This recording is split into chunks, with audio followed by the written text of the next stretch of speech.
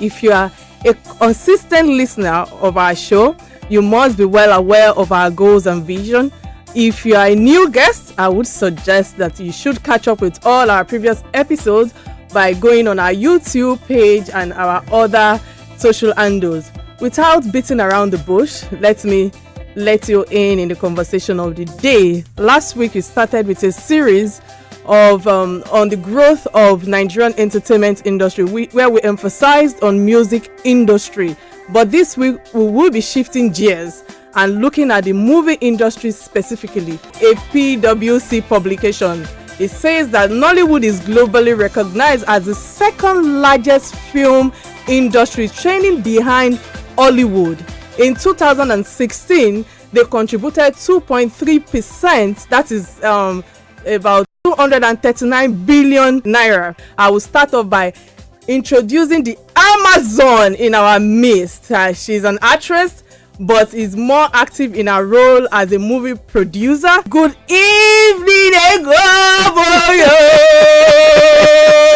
Great to have you with us. Before I coach further, obviously Lagos, Nigeria, we know that I am fancying this woman. Gosh, let me register that I'm a great fan of yours, and I'm happy to have you in the studio with me. Thank you so much for honoring us. So let's just go straight to the point, because I had to cut away all the dilly-dally, all the visions and goals, the objective of the program. Yeah. So let me start by saying that, can you please describe yourself in few words? Oh, wow. Well, thank you for having me on, Kike. Thank you. I am a film producer and actor. And mom, wife, sister. Nice. All of the above. If I remember correctly, you were on our screens and in almost every movie in the early days. And then you were behind the scenes. And now again, you are behind the scenes. What happened? Take us through that journey. Well, I was on Checkmate. Yes. Which was a TV series that was on the NTA in not the 80s, in the 90s. Early 90s. Yes, early 90s, 92, 91, I believe, to 95. And then I went on to act in and produce a film called Violated in 96. And then after that, I went on to do more producing. I liked producing a lot more than I liked acting at the time, and so I did a lot more producing. I did some work with a comical moving, I think it was called Moving Movies, and then it morphed to something else. But I was producer for them, and I did a lot of films, and then I set up my own company. But we didn't do our first film till 90. When was it? I can't remember. It was that long ago. But that first film was called Keeping Faith. Okay. And from then on, yes, we just started producing. So it was I came out of school, I went straight into from school Checkmates. That was my professional debut. And from Checkmate, I went into film with Violated, and then yes, the rest is history. Oh wow, I can't even stare straight into her eyeballs. She just looked straight into my eyes. All right, you've been in the industry for quite some time, yes. And definitely you must have been through the emotions and the experiences in the industry. What do you think are the challenges now?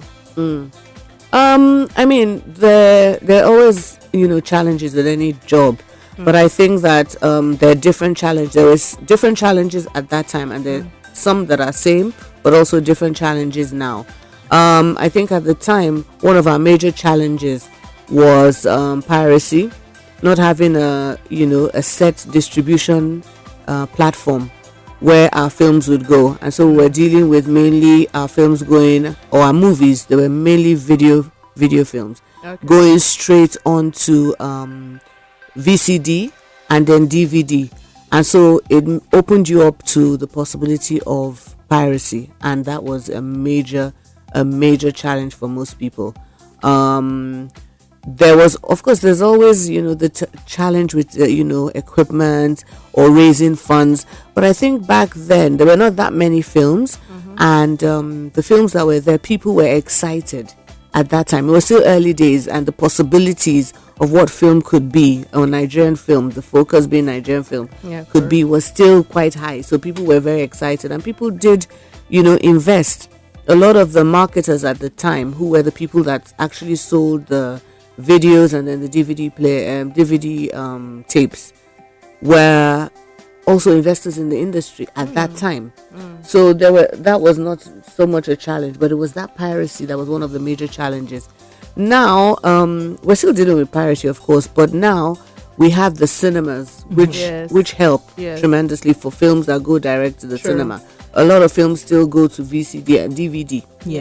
Now the challenge now is that we do have cinemas, but we don't have as many as we should have. So it's good. We have quite a number, which is great, but we need a lot more, so that the numbers start making sense for a lot of film producers. The challenge of doing work, it still exists. I mean, it's not going to change. We all live in Lagos. We know what the challenges are. Just doing the day-to-day, running from place to place, traffic, trying to get have electricity to shoot.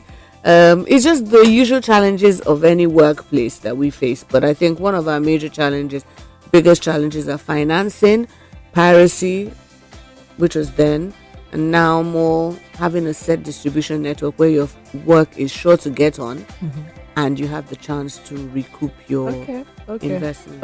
I think we should now move to your personal work. So tell us about your latest project, because I know that there are a lot of stars, amazing stars. She left at 4 o'clock. Did she walk alone? She always does. Maybe she stopped somewhere. She's not home. It's been 3 hours. She be picking way happy. Yes, of course. She didn't run away. I know my own daughter. One girl they miss. And your car now be the last car where she enter. You think I get something to do with this girl? And waiting we want to be that. Madam, please. I don't know where you're picking day. I drop my mass, I drop my every day. I have nothing to do with it. Scatter this place. Start very well. Yes. Let you do that, picking. Waro, I just drop her off. You not bring her and come back here. Oti, I be family man. That's all of them be. The men where they do these kind of things. We need to stop the rumors from getting out of hand. Children make up stories. I saw Kike getting into the phone man's van. And now he drives children? That now 15 years ago. He don't go prison. Mama, Dad! Marak Balan way so the film come you. You no get evidence. Most son, come on.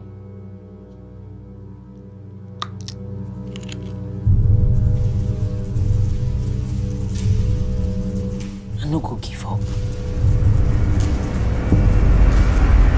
I need to do something that will bring her back.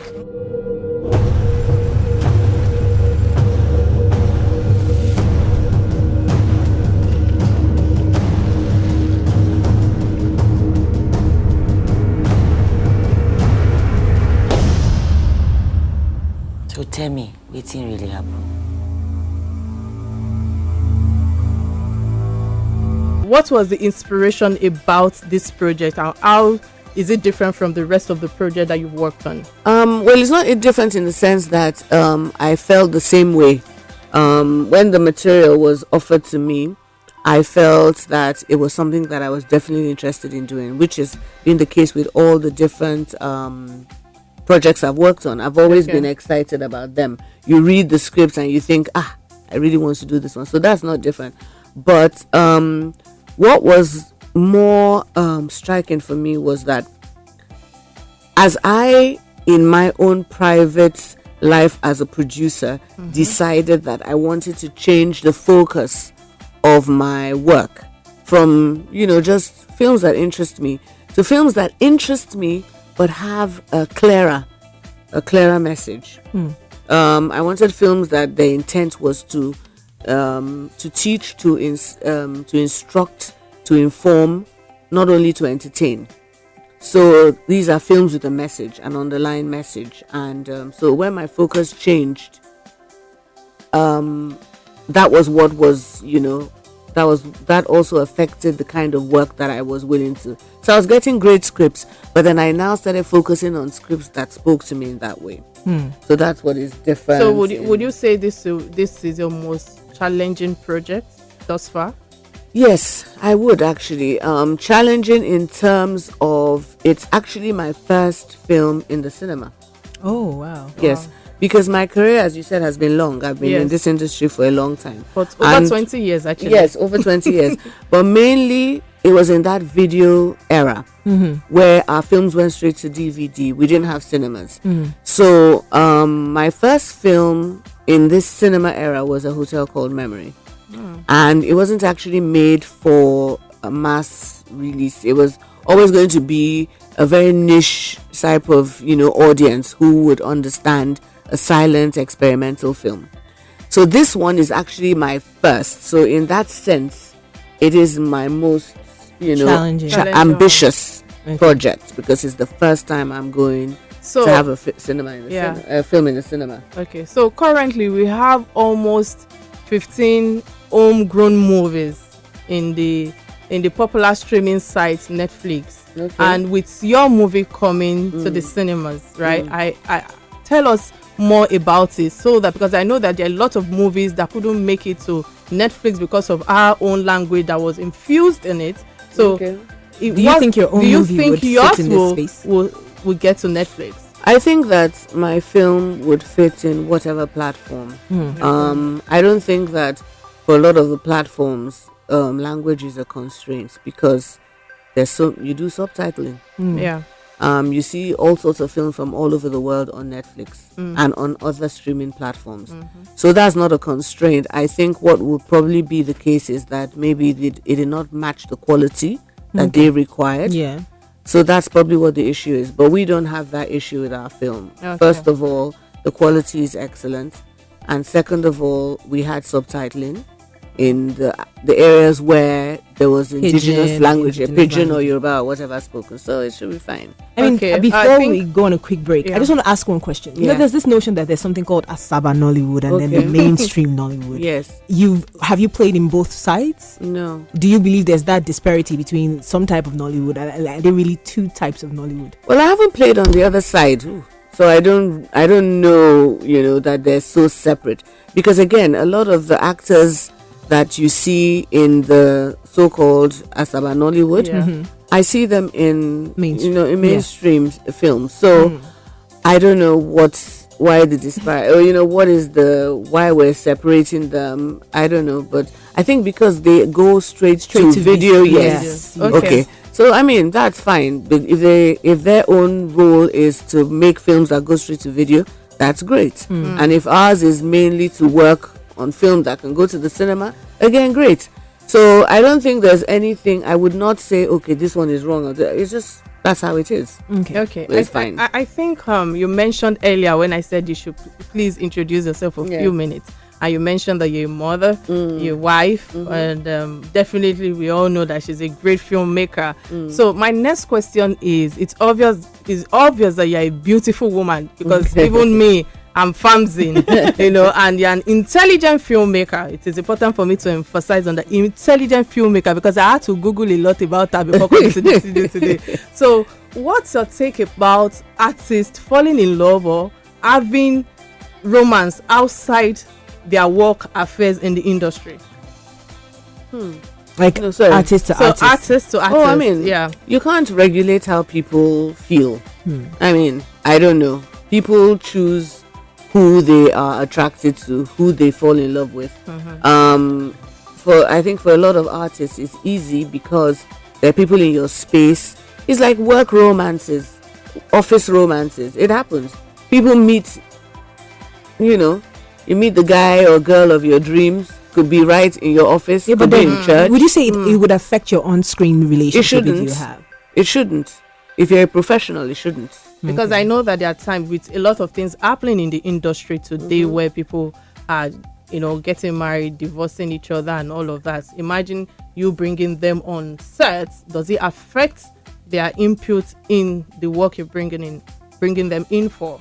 I mean, I think it depends on the individual. There's no set rule. There are people that will be working together, fall in love, fall out of love, and it will be horrendous to work with. I remember reading about a couple in Hollywood who, in their individual contracts, they have it written that the two of them will never be on set at the same time. Wow. And it's actually the two guys, they were on Game of Thrones. Oh, wow. Okay. Yes, they had a relationship and it went sour, and that was what is now in their contract, that they must always be separate because it wasn't good. But so, I mean, people have to make that determination on their own, and be as professional as you can. There are people that have had relationships, breakups, and they've worked together.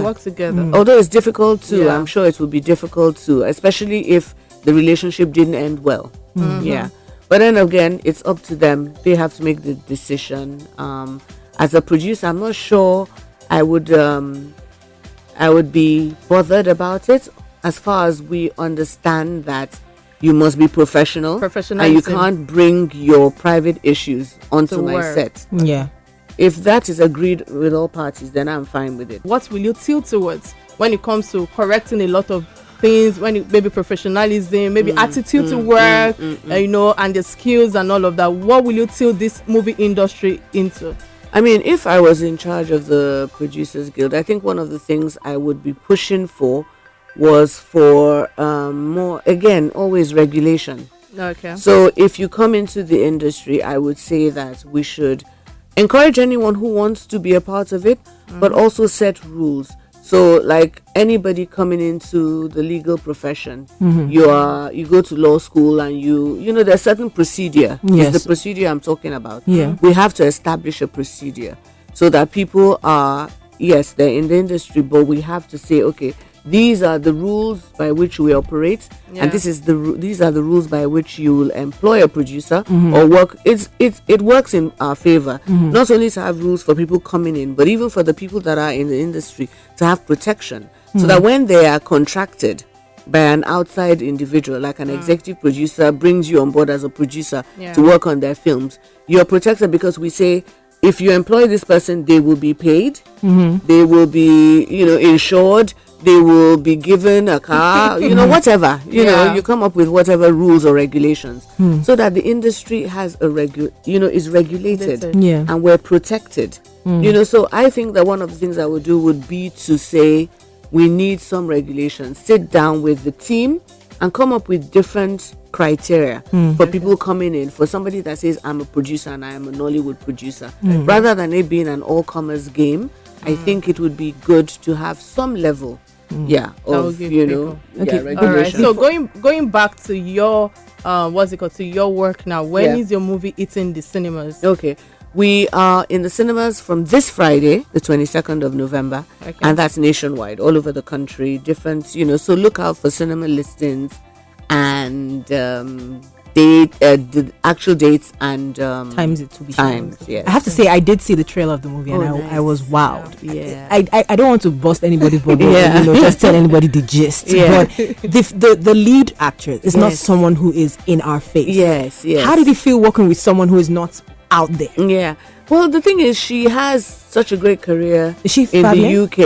Is she the Fabian? Is she Fabian? No, Fabian is the guy. Okay. He's, I don't know, didn't people watch Jacob's Cross? I did. I watched. He was in Jacob's Cross. Yeah. He was in Jacob's Cross. Was the central character in Jacob's Cross. So what's her name? The lead So actor? this lead actor is called Susan Wokoma. She's based in the UK, and she's in a very popular comedy called Chewing Gum in the UK. Oh yes, I know Chewing Gum. Yeah, she's the sister in Chewing Gum. Oh wow. Yeah, so she has a very great Active career. role, yes, outside of Nigeria, and it was good. It was working with somebody who might not have experienced, the Nigerian acting scene, but she's Nigerian, so she quickly acclimatized and got to work, and she's a very intense performer, and they were able to, she and the director bonded enough that they were able to bring out that character in that was required. Yes.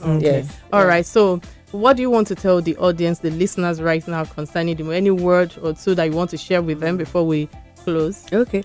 I mean, I would say go and see the film.